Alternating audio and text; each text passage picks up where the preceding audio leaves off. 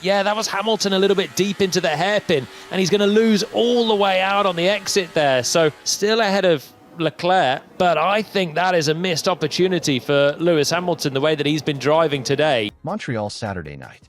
The circuit Gilles-Villeneuve, a place where Lewis Hamilton has written legends. But tonight, he's wearing red. I think there's going to be tough. Lots can happen. Be very, very tight, and I hope it will be. And the question isn't whether Ferrari can win here. The question is, why is the man who transformed his car still only fifth on the grid? And why is his teammate entering corners, praying he doesn't go straight?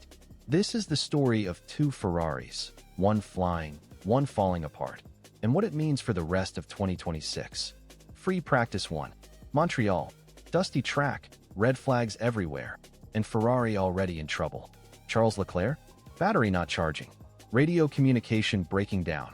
A pit lane speeding infringement, 96.3 kilometers per hour in an 80 zone. €1,000 fine before a single flying lap. Meanwhile, Lewis Hamilton quietly goes fastest in Sector 1 on soft tires. Third overall. Calm.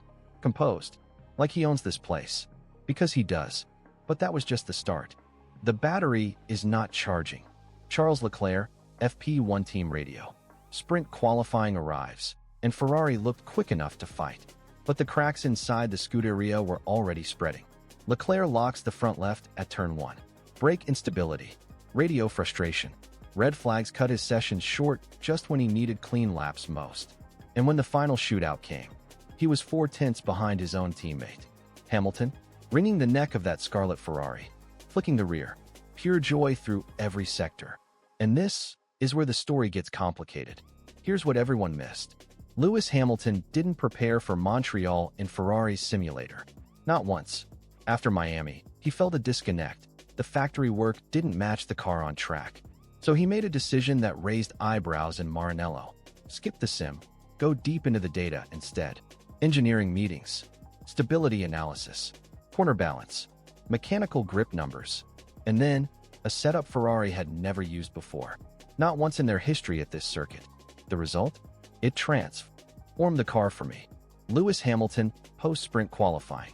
He called it the best qualifying session Ferrari had delivered all season. But here's the twist. He still finished fifth. Because the moment maximum engine power was demanded, Ferrari lost 7/10 on the straights. Every time. Like clockwork. The car was transformed. The engine deficit was not. Let's talk about what Ferrari isn't saying publicly. Montreal is a power circuit. For major acceleration zones. Long straights. Aggressive braking. Hybrid deployment everything. Ferrari arrived here with no upgrades. None. Their next major package? Spain. Their updated power unit? Potentially Belgium.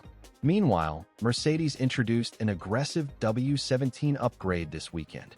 New front wing, new floor, new end plates, and immediately went 7/10 clear of everyone else. Hamilton himself spelled it out. In SQ1 and SQ2, we were doing pretty well. Then I don't know exactly why it went that way. Maybe the others turned the engine up a bit more. Lewis Hamilton. He doesn't know. Or he doesn't want to say. Because the data is clear, Ferrari recovers time in slow and medium corners. Hamilton actually set the fastest Sector 1 split. But the moment the car hits open tarmac at full throttle, it bleeds. Excess drag. Inferior combustion engine performance. A car not built for circuits like this one. And Leclerc? He's not just fighting Mercedes. He's fighting his own brakes. I go into corners hoping I don't end up going straight. Charles Leclerc, post-sprint qualifying. One sentence. That's all it took. Leclerc, one of the most precise, clinical brakers on the grid, entering corners with no confidence under braking at one of Formula One's most demanding stopping circuits. If Ferrari doesn't solve that overnight, Sunday is going to be very, very long. So what does this all mean? First, inside the garage. Two Ferraris, two completely different weekends. Hamilton rediscovering his feeling, unlocking a new setup direction, talking about applying this approach for the rest of the season.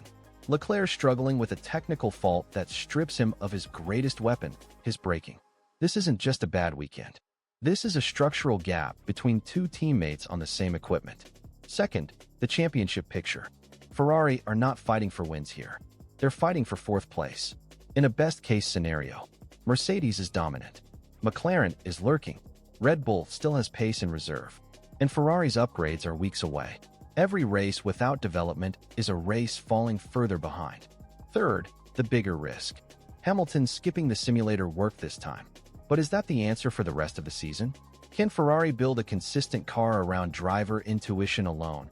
Or does this expose a deeper mismatch between the SF20 SIXS simulation data and its real-world behavior?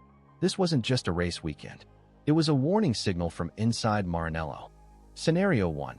Ferrari fixes Leclerc's brakes overnight. Both drivers find a rhythm in the sprint race.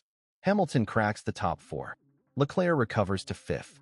A quiet, points-gathering weekend, and the new setup direction becomes Ferrari's blueprint for the second half of the season.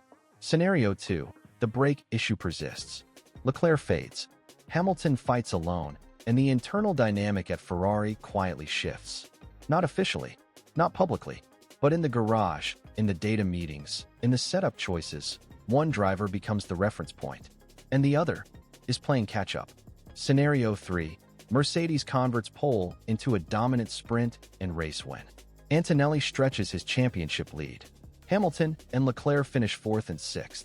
The gap to the front widens, and Ferrari's development race against the clock becomes the most important story of the summer. Because dynasties aren't just beaten by speed. They're beaten by the teams that never stop pushing, while others wait for upgrades. Can Ferrari fix Charles Leclerc's brakes before the lights go out? Or has the SF26 already revealed its ceiling, and Lewis Hamilton is simply the only one willing to push past it? One thing is certain. This season isn't about who's fastest on the straights. It's about who survives the pressure, lap after lap, race after race, upgrade after upgrade. So tell me, is Ferrari's 2026 title dream already slipping away in Montreal? Drop your prediction below. And if you want to know what really happened in the sprint race, the next video goes deeper than anyone else will. Don't miss it.